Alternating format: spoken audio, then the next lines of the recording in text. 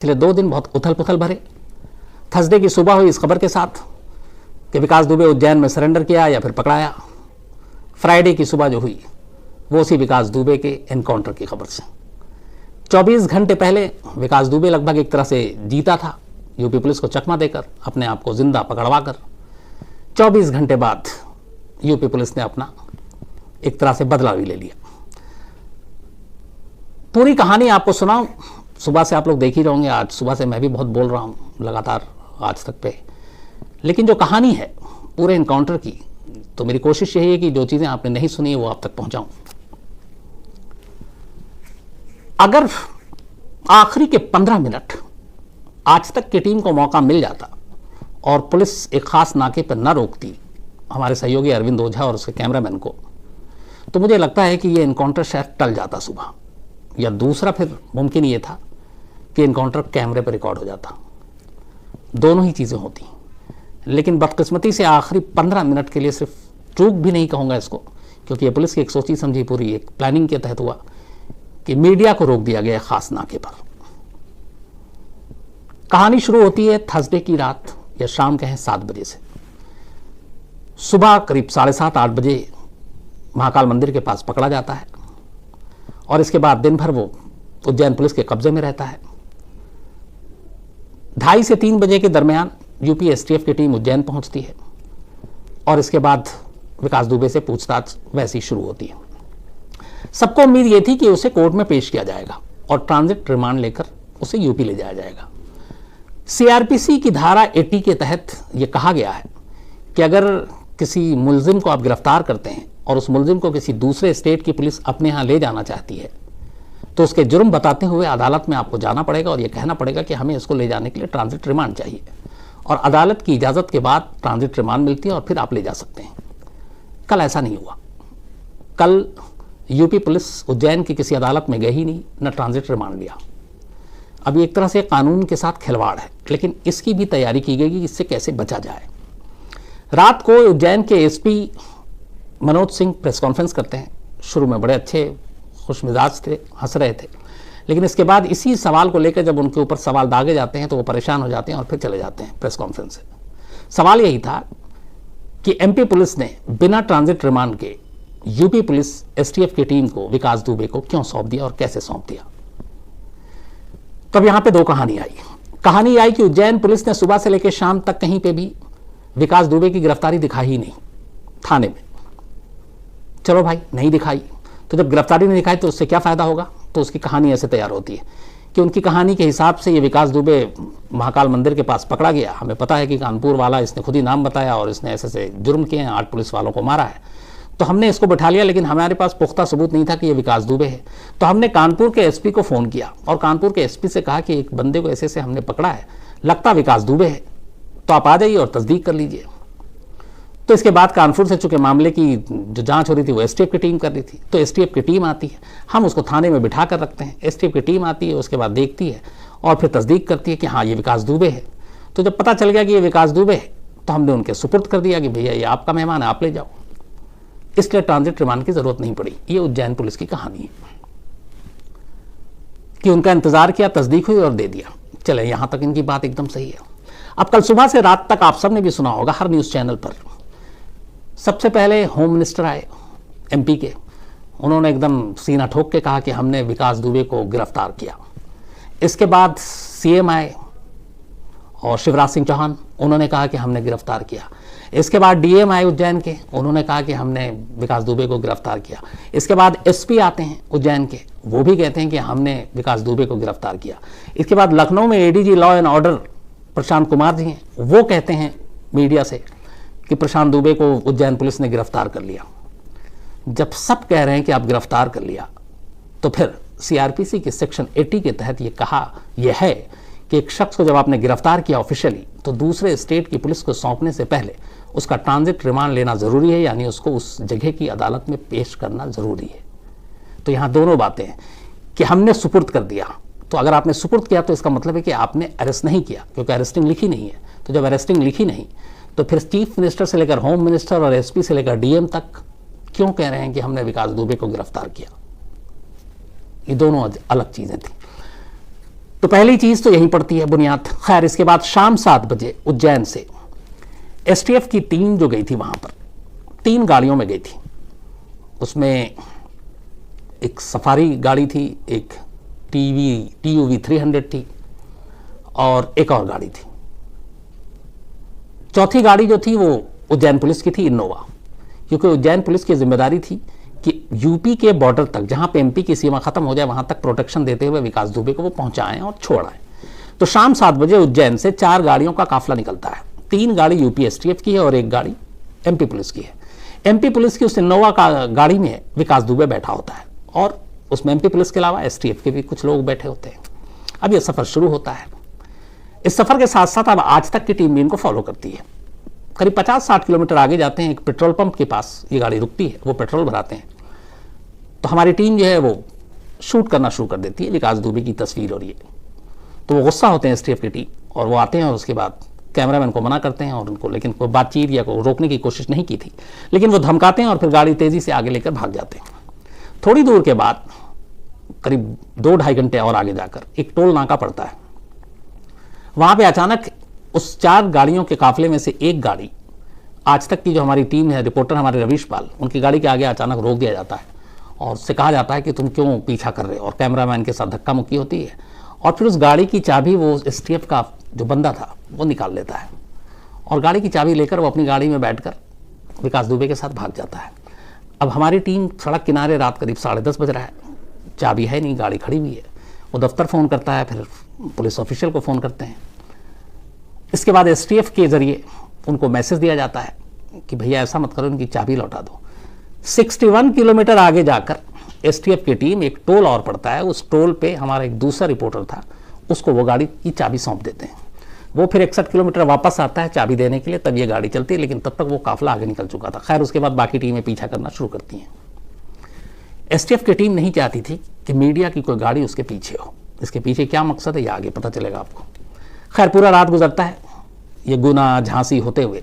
सुबह करीब 6:30 बजे कानपुर की, अच्छा उससे पहले अब एमपी की बॉर्डर खत्म हो जाती है। तो जैसे ही एमपी की बॉर्डर खत्म होती है वहीं तक इनोवा गाड़ी आती है। तो एमपी की सीमा पर अब उस इनोवा गाड़ी से विकास दुबे को उतारा जाता है और उसके यूपी एसटीएफ की वाइट जो टाटा सफारी गाड़ी थी उसमें बैठा दिया जाता है।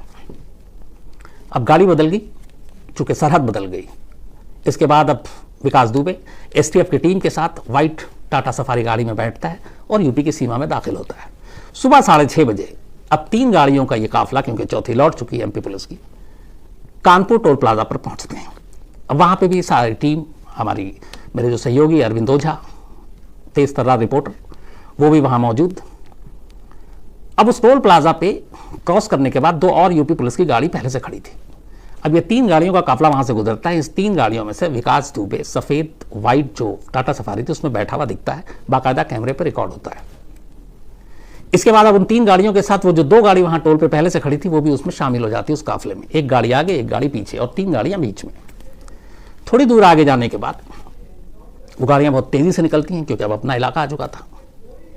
अचानक एक नाका आता है और उस नाके पर बैरिकेडिंग की हुई थी और फौरन जो मीडिया की गाड़ी थी उसको रोक दिया जाता है। एसटीएफ की गाड़ी निकल गई।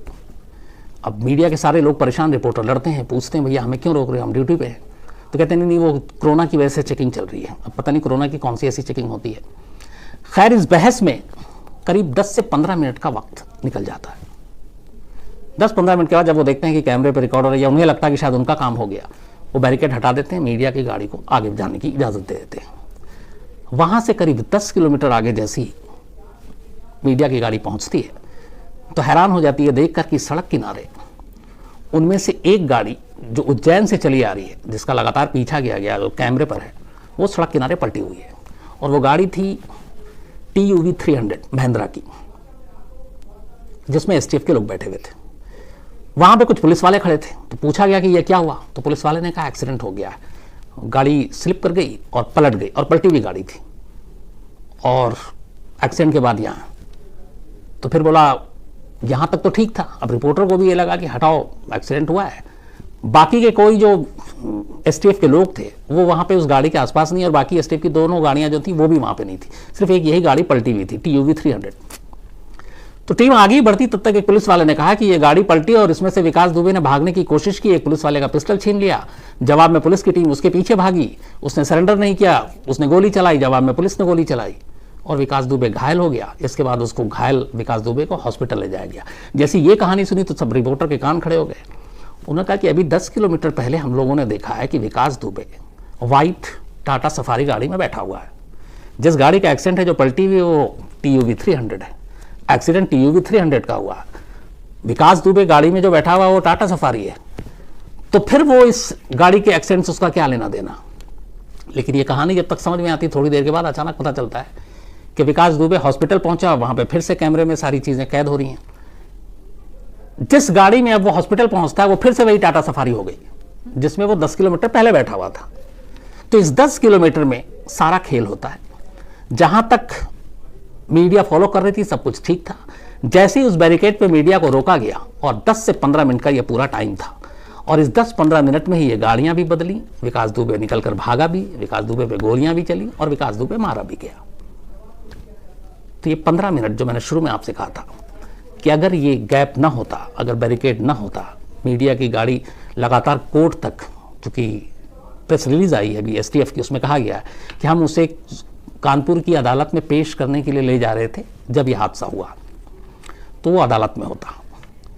STF ने इस पर सफाई ये दी है कि ये गाड़ी इसलिए पलटी क्योंकि जब गाड़ी जा रही थी तो अचानक सड़क पर गाय और भैंस आ गई और जो ड्राइवर था वो बड़ा थका हुआ था, क्योंकि लगातार वो पूरी रात ड्राइविंग कर रहा था। करीब 750 किलोमीटर ट्रैवल किया और अचानक जानवर आ गया, वो कंट्रोल नहीं रख पाया, इसलिए गाड़ी पलट गई। गाड़ी जो पलटी वो उनका ये भी है कि करीब 50 से 100 मीटर तक घिसटते हुए गई।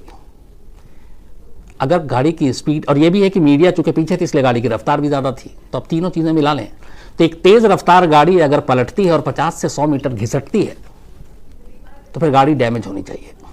गाड़ी के सारे शीशे सलामत हैं। गाड़ी के किसी शीशे में कोई न टूटा है न कोई और चीज़ें। गाड़ी की बॉडी में कहीं कोई इस तरह के निशान नहीं है जिससे लगे कि कोई भयानक एक्सीडेंट हुआ या गाड़ी इतनी 50-100 मीटर घिसट कर चली है। बारिश हुई है चूंकि सुबह, तो आसपास की जहां से ये गाड़ी के घिसट के जाने तक की बात हो रही है, मट्टी गीला है, गीली मिट्टी में कहीं निशानी नहीं है गाड़ी के घिसटने की। तो ये सारी चीज़ें नहीं है। बाकी आप समझदार हैं कि कहानी क्या हो सकती है। तो ये कहानी का पहला पहलू है। अब दूसरा ये, जब हॉस्पिटल ले जाया जाता है तो उसके बाद बताया जाता है कि कुल 6 पुलिस वाले इसमें घायल हुए हैं, जिसमें 4 पुलिस वाले गाड़ी के पलटने की वजह से और 2 पुलिस वालों को गोली मारी गई, उससे वो इंजर्ड हुए। डॉक्टर से पूछा गया कहाँ लगी है गोली, तो पता चला कि दोनों पुलिस वालों की गोली छूते हुए निकल गई है, तो कोई खतरे की बात नहीं है। विकास दुबे को कहाँ कहाँ गोली लगी, तो बताया गया कि विकास दुबे को 4 गोली लगी है, एक हाथ में और 3 सीने में। एक शख्स जो गाड़ी एक्सीडेंट होता है, निकलता है, भागता है, सबसे पहले तो वो पुलिस वाले जो उसको पूरे रास्ते में हाथ बंद करके नहीं लाते हैं, इतना खूंखार क्रिमिनल है, ये लापरवाही है, क्योंकि वो कुछ भी कर सकता था। दूसरा, वो STF के लोग कमांडो भी होते हैं, वो अपने पिस्टल को सही से नहीं रख पाए कि वो छीन के लेके भाग रहा है। और तीसरा, उसके पैर में चोट है, लड़खड़ाता है, पहले भी गोली लगी है, तो इतनी तेज़ी से भाग भी रहा है।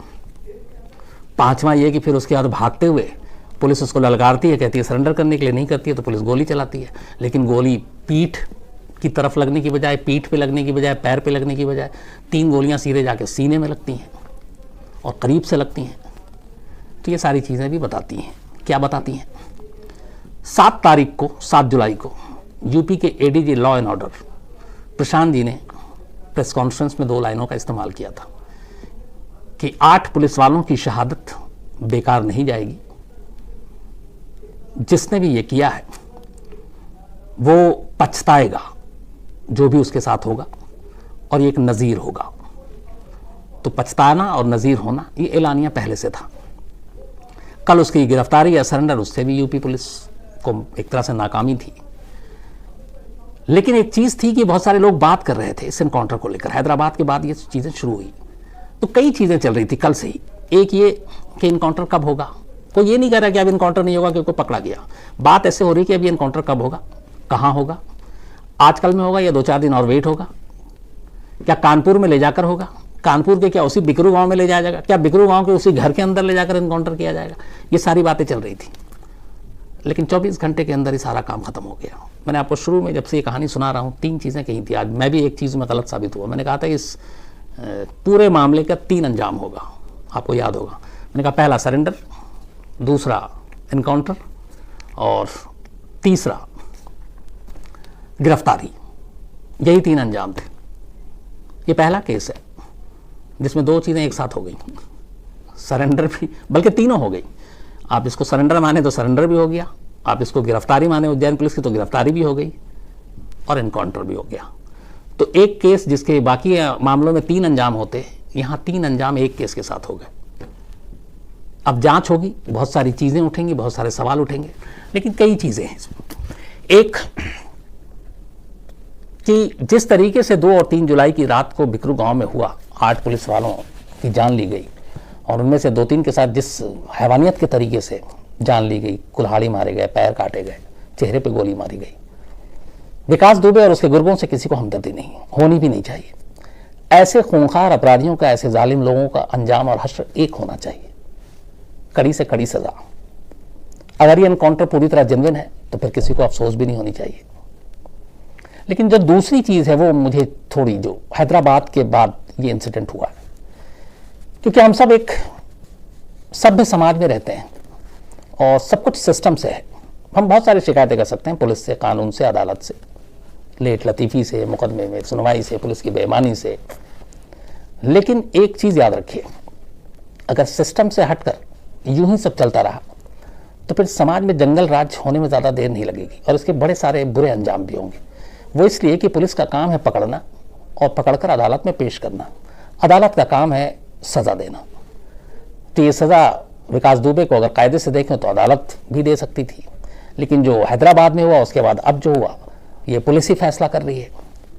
और शायद इसकी 2 वजह, और इन दोनों केस को मैं बार बार इसलिए कह रहा हूँ, लोगों की जो भावनाएं हैं वो जुड़ी हुई हैं उन लोगों से जिनके साथ जुर्म हुआ और उन लोगों के खिलाफ जिन्होंने जुर्म किया, चाहे वो हैदराबाद की जो डॉक्टर थी जिसके साथ गैंग रेप हुआ, तो उन चारों के साथ किसी को हमदर्दी नहीं थी। और यही वजह है कि पहली बार मिठाई बटे, लड्डू बटे, पुलिस के एनकाउंटर पर कभी सवाल नहीं उठा। सेम ये चीज़ है, जिस तरीके से 8 पुलिस वालों को शहीद किया गया मारकर, और जिस तरीके से मारा गया, विकास दुबे जैसे लोगों के साथ किसी को हमदर्दी नहीं है। और इसीलिए इस एनकाउंटर को लेकर कोई आप उस तरीके से बातें भी नहीं हो रही है, वरना आमतौर पे किसी भी एनकाउंटर को लेकर फौरन शक्कर सवाल खड़े होते हैं। बट यहाँ तो बहुत सारी चीज़ें एकदम ओपन है, फिर भी एक लोगों को लगता नहीं ऐसे लोगों का अंजाम यही होना चाहिए। पर मेरा यह है कि इसके आगे चल के बहुत सारे नुकसान हो सकते हैं। लेकिन क्या ये भी कहूँ कि पुलिस पूरी तरह से गलत है, तो फिर सवाल ये है कि अगर अदालतों में इतना वक्त लगेगा एक एक जुर्म के लिए, जैसे निर्भया के इसके लिए कि कितनी बार तो फांसी टली, तो लोगों का सब्र जाता रहता है। अब लोग चाहते हैं, एक तो पेशेंस कम है, फटाफट इंसाफ हो, फटाफट सज़ा मिले। तो इन चीज़ों को सोचना भी ज़रूरत है, क्योंकि अगर ये चीज़ें नहीं सुधरी तो फिर सड़कों पर ही फैसला हुआ करेगा, और ये गलत है। इसका कैसे गलत इस्तेमाल हो सकता है कि मान लीजिए कोई एक आध दुश्मनी हो गई हमारी किसी से, हमने उसको किसी केस में फंसा दिया और हमने उस पुलिस वाले से कहा कि यार अब तो कोई उंगली भी नहीं उठाता आजकल तो इनकाउंटर पे, तो 2-4 केस इस पे डालकर इसको एक क्रिमिनल टाइप बना दो और इसका इनकाउंटर कर दो, जो पैसे मुझसे ले लो, काम आसान हो जाएगा। तो इस तरह की चीज़ें खतरा पैदा कर सकती हैं आने वाले वक्त में। तो ऐसा नहीं होना चाहिए और इसके लिए दोनों की ज़रूरत है। पुलिस अगर विनय दुबे जैसे क्रिमिनल को उभरने ही ना दे, पनपने ही ना दे, उससे पहले कि सर उठाए उसी वक्त कुचल दे विकास दुबे, तो शायद ये दिन ना देखना पड़े और विकास दुबे जैसे गुंडे पैदा ही ना हो, पैदा होने से पहले उनको कुचल दिया जाए। अदालतों में जब ये केस जाए, अगर वो फटाफट फैसला सुना दें और जल्दी इंसाफ हो, तो भी शायद लोगों का भरोसा ये रहेगा ही नहीं, यहाँ तो फटाफट फैसला हो जाता है, इसको सज़ा मिलेगी, तो भी सोच बदल सकती है। तो ये जिम्मेदारी हर एक की है और जब तक हर एक जिम्मेदारी नहीं निभाएगा ये चीज़ें खतरनाक हो सकती हैं। तो मेरा मानना है कि हम आज कल या कुछ ऐसे घटनाओं पे खुश हो सकते हैं कि अच्छा किया। बहुत सारे लोगों के हर एक के अलग अलग रहा है, आप सोशल मीडिया पे जाइए, बहुत है कि नहीं ऐसे लोगों का ऐसे ही होना चाहिए। हम आम बोलचाल में भी बात करते हैं नहीं ऐसे को ठोक ही देना चाहिए, यही इनका अंजाम है, यही सज़ा है, वो सब अपनी जगह ठीक है। लेकिन अगर ऐसे ही ये रफ्तार बढ़ती रही और ऐसे ही होता रहा तो ये मान के चलिए कि बहुत सारे गलत लोग भी इसमें फंस जाएंगे। जो मुजरिम हैं, जो गुनहगार हैं, जो विकास दुबे जैसे लोग हैं, उनकी सज़ा उनको मिलनी चाहिए, सख्त से सख्त मिलनी चाहिए, लेकिन एक सिस्टम और एक उसके ज़रिए, वरना फिर हमारी जो सिविलाइज सोसाइटी है इसका बैलेंस बिगड़ सकता है। तो ये थी पूरी कहानी और पिछले करीब लास्ट फ्राइडे, एक हफ्ता तो हो गया, आज फ्राइडे ही है, से हम विकास दुबे ही बात कर रहे थे। और मुझे लगता है कि अब इनकाउंटर भी खत्म हो गया, और इस इनकाउंटर के साथ अब वो सवाल भी सारे खत्म हो गए कि कौन उसको पालता था, कौन पोसता था, कौन पुलिस वाले दोस्त थे, कौन नेताओं सर पे हाथ था। इससे एक फ़ायदा ये भी हो गया कि अब ये सारे राज जो हमेशा के लिए राज रहेंगे, दफन हो गए। अब इन सवालों के जवाब हमारे सामने नहीं आएंगे। ये भी इसका एक पहलू है। तो एक हफ्ते से चल रहा था, अब इसमें कुछ चीज़ें आएंगी, पर आप मान के चलिए कि विकास दुबे से जुड़ी हुई बाकी चीज़ें अब कुछ ऐसी नहीं आएंगी कि किसी नेता के खिलाफ कोई एक्शन लिया गया है। बाकी पुलिस वाले और इसमें बेपर्दा होते हैं, बेनकाब होते हैं। अब ये चीज़ें ख़त्म, और मुझे लगता है इसके साथ ही विकास दुबे की कहानी भी ख़त्म। तो क्राइम की दुनिया में यही होता है, और हम जैसे क्राइम रिपोर्टर के साथ भी यही होता है कि हर बार कुछ ना कुछ नया होता है, फिर अलग होता है, फिर हम किसी एक केस पे रहते हैं, फिर आगे निकल जाते हैं। कभी निर्भया आता है, कभी कुछ और आता है, अभी विकास दुबे चल रहा था, तो एक कहानी का चैप्टर ये भी क्लोज। तो उम्मीद है कल या अगले हफ्ते से हम वापस अपनी कहानी के ढर्रे पे लौटेंगे। और जो सुशांत भी अपडेट चाहते हैं। हाँ, और सुशांत सिंह राजपूत के केस में भी अपडेट, अभी तक पूछताछ जारी है, और ईमानदारी से कहें तो पिछले 4-5 दिनों में ये केस बहुत आगे बढ़ा नहीं है। और मुंबई पुलिस का जो पूरा रवैया, उसको देख के भी लगता भी नहीं है कि वो बहुत जल्दबाजी में है, क्योंकि उसे लगता है कि आराम से तफ्तीश करें, आराम से अपनी रिपोर्ट बनाएं। तो अपडेट कुछ नहीं है, लोगों से पूछताछ जारी है, और अभी तक इसको कोई फाउल प्ले, सुसाइड, मर्डर, साजिश, इस पर कोई रोशनी डालने को तैयार नहीं है मुंबई पुलिस। मैंने कहा कि मुंबई पुलिस बड़ी तसल्ली, आराम से अपना टाइम लेकर काम कर रही है, और आने वाले वक्त में भी बहुत जल्दी किसी नतीजे पे पहुंच जाए, इसकी भी मुझे उम्मीद नहीं लगती है, क्योंकि जब तक जांच मुकम्मल नहीं हो जाती, पूछताछ पूरी नहीं हो जाती, तब तक फैसला नहीं आएगा। तो सुशांत सिंह राजपूत पे भी नज़र है उस केस पे, और जो भी अपडेट होगा ज़रूर आपको देंगे। आज इतना ही, और 2 दिन से हम सब भी बड़े भाग दौड़ परेशान, मतलब सुबह से लेकर रात तक काम ही काम, दफ्तर, फिर आप लोगों के लिए कहानी। तो मुझे लगता है कि कल सैटरडे है, परसों संडे है, थोड़ा कल कूल डे हो, और थोड़ा रिलैक्स भी रहे, थोड़ा काम भी कम हो,